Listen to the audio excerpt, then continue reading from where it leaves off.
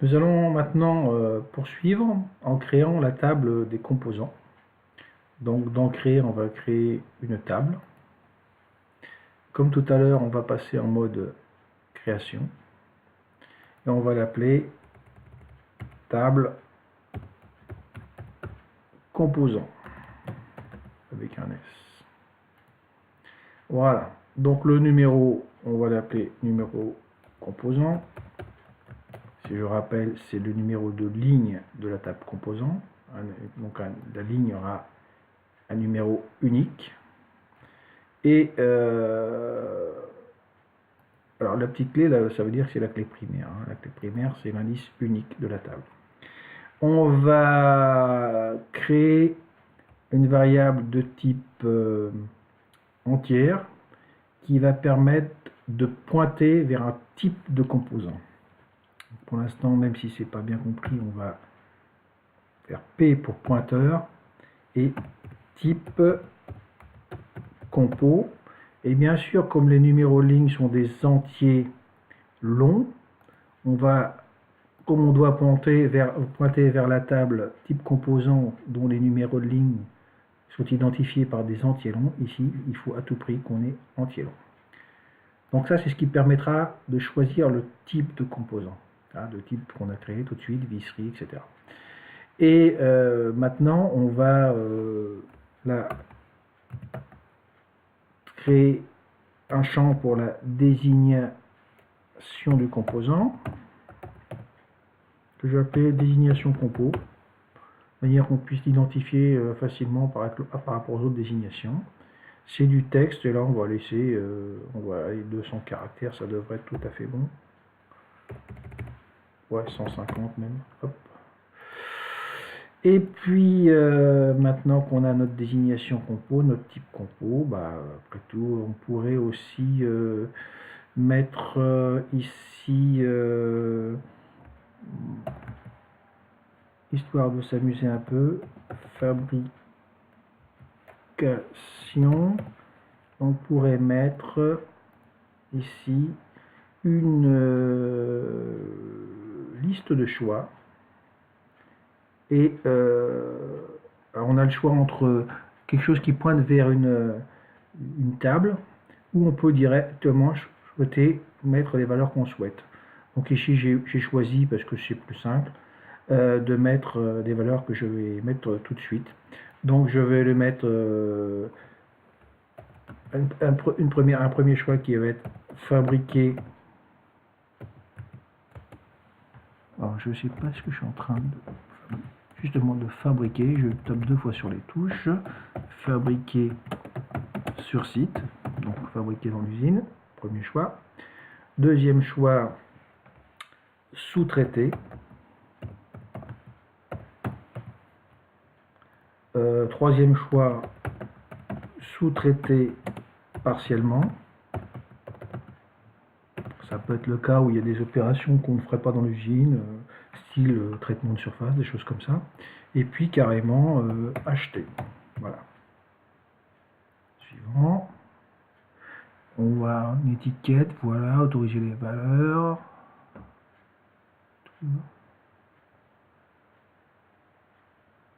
Voilà, on n'autorise pas plusieurs valeurs.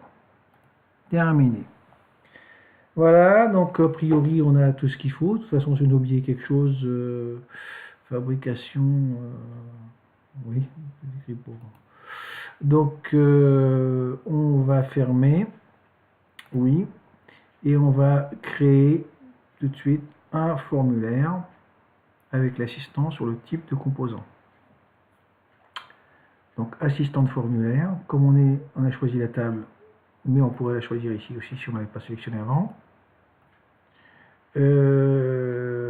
Justement, c'est pas la bonne. Pour tout comprendre, on va balancer tout ça ici en colonne simple, suivant, et on va modifier la structure du formulaire tout de suite. Donc voilà notre formulaire. On peut le faire marcher. On voit qu'ici on a bien les listes qu'on a fais tout de suite. Pour l'instant, il n'y a pas de compo. Et le type de composant, ben, j'ai pas envie de l'entrer à la main pour savoir si c'est 0, 1, 2, 3, qui correspondrait au type de composant de la table type compo. Mais j'ai envie d'avoir une liste déroulante qui me permet de choisir ici mon type de compo à partir des types de composants existants. Donc on va repasser dans le mode création. Ici, on va raccourcir là.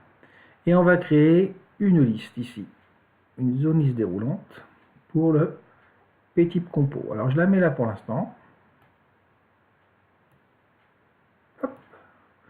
Et là, je veux que ça pointe vers une table. Donc ça va pointer vers la table des types de composants. Donc je sélectionne ici table, ça pourrait être autre chose. Les types de composants, suivant. Je veux qu'apparaisse dans la liste déroulante la désignation du type de composant, uniquement. Je fais suivant, et je voudrais qu'il soit classé en ordre alphabétique sur la désignation du type de composant.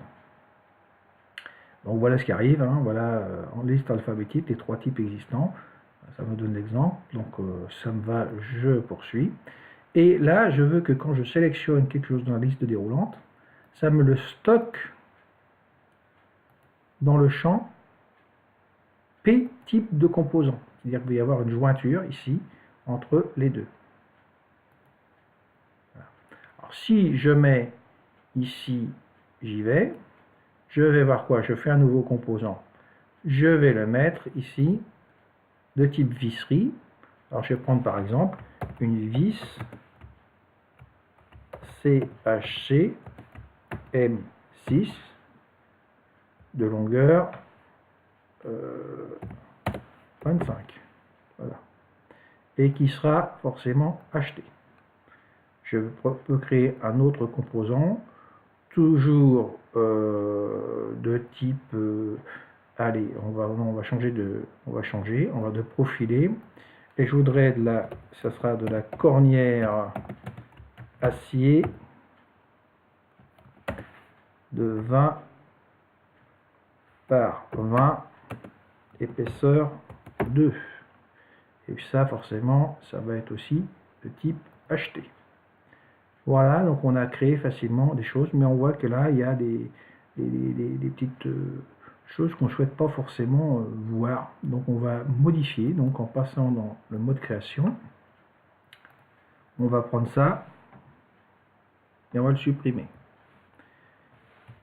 Ça,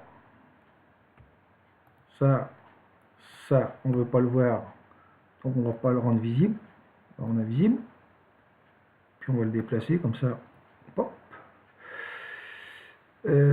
Ça, il est attaché à type compo ici. On va le détacher. Donc on le sélectionne et on va faire un clic droit dessus. Et on va remplacer par une zone de texte. Et à ce moment-là, la zone de texte, on va pouvoir l'emmener où on veut.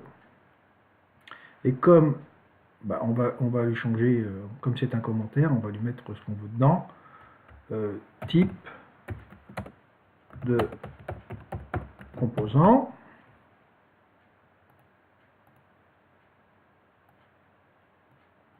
Et on va mettre la boîte de choix juste à côté. Et puis on va prendre tout le reste pour compacter un peu le formulaire. Hop.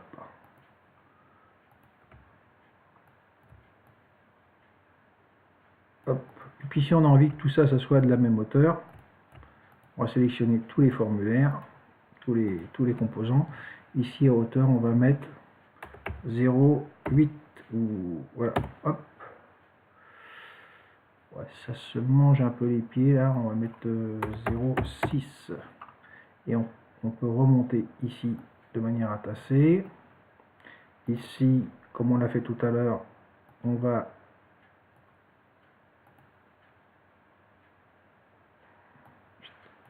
réduire le composant et changer le titre. Au lieu de mettre tes composants, on va mettre saisie des composants. Voilà, et on va pouvoir remonter un peu ici. Si on veut des titres qui apparaissent de couleurs différentes, On peut aussi choisir une charte graphique et la couleur du texte ici. On peut dire que ce sera par exemple du bleu marine et ici dans le format du gras italique. Voilà, et si on maintenant on regarde ce que ça nous donne en mode formulaire, ça nous donne quelque chose comme ça. Alors là, il y a un petit bug. Un petit bug, on voit que c'est pas aligné.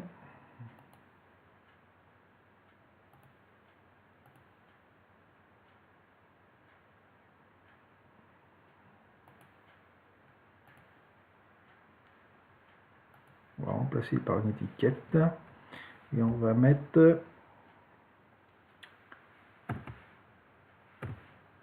type compo. Ici, on va aligner, coller en haut et on va regarder ce que ça donne. Voilà. Et que même quand on se trompe, on peut toujours revenir en arrière. Alors c'est pas très joli. On peut encore... alors il fait combien celui-ci en largeur? On peut regarder. En largeur il fait 6,33. Donc on va mettre tout le monde à 6 cm. Alors largeur, on va mettre 6. Voilà. Si on regarde, c'est plus joli. On est content de nous, donc on va enregistrer et fermer. Voilà, donc on a pour l'instant 2 tables de composants. Et on peut aller voir dans les outils de base de données si on a des relations de créer.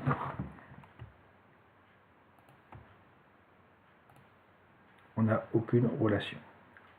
Mais nous, on sait que on veut qu'il y ait une relation ici, que les composants pointent, choisissent là. Alors elle a été créée, mais on ne la voit pas.